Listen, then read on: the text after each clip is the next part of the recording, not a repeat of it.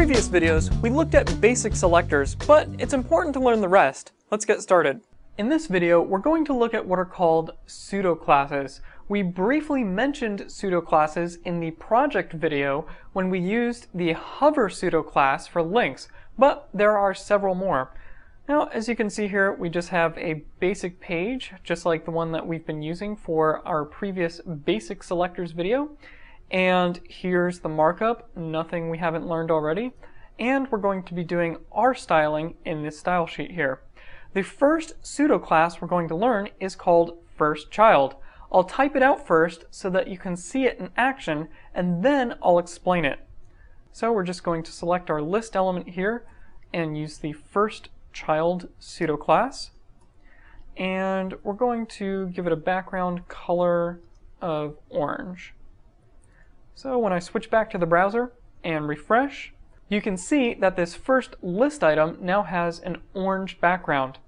You'll notice that I first selected all of the list elements on the page.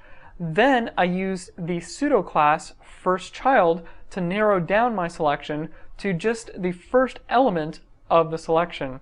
One important thing to note about firstChild is that it will select the first child element of an individual group, not the first appearance of such an element on the page. So let's test that theory and create another unordered list with list elements. So just switching over to my markup here, I'll go ahead and just copy and paste this unordered list right here. And when I switch back to the browser and refresh, as you can see, the first list item in each of these lists get the styling, not just the first list item on the page.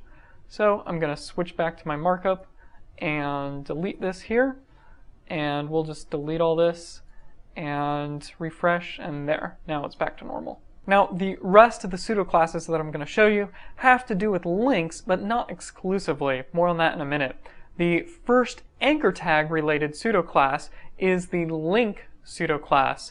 The link pseudoclass matches an anchor tag if it has not yet been visited. We've already visited the home page, but there's another nav item that we haven't visited, so we should be able to style it. So we're just going to go ahead and select our anchor tags and type out the link pseudoclass, and we'll change their color to orange. So switching back to the browser and refreshing, you can see that this link here is now orange. Now when we click on links, they change yet another color. We can select links that are currently being clicked on by using the active pseudoclass, like this. So if I change link to active and switch back and refresh, any link that we click on, and I'm clicking and holding down here, will be orange, or it will be set to whatever styling we've set it to. Now there's just two more pseudoclasses to learn. Next up is the hover pseudoclass. This is the one I showed you in the project videos. You can select elements based on whether or not they're currently being hovered over by the mouse cursor, like this. So if we change active here to hover, and we'll keep that orange color, when I switch back and refresh, you can see that when I hover over these links, I'm not clicking, when I hover over these links, they change orange. Earlier, I said that these pseudoclasses were just related to links. Most of the time, you'll use hover in conjunction with a link, but you can also use it on other elements. If you wanted paragraphs to highlight when you hovered over them, for example, you would just select the P tags instead of the A tags. Last but not least is the focus pseudoclass. With focus, you can select elements that currently have the browser focus.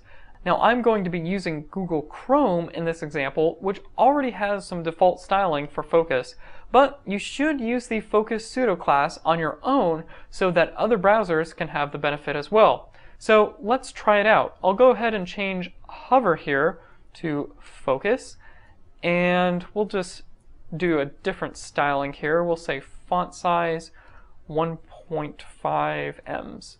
And when we switch back and refresh, if we use the tab key to change our browser focus, you can see that we're highlighting each one of these elements. The font size is getting larger, and you can also see that default styling that I was talking about that Google Chrome has, where it outlines it in blue here. But remember, other browsers don't have that default styling, so you should use the Focus pseudo class. Focus is a good pseudo class to use when you're trying to improve your site's accessibility. People that primarily use keyboard navigation when using the web will appreciate good focus states on all of your site's selectable elements. Believe it or not, there are even more selectors in the CSS2 specification. In the next video, we'll look at the rest of them.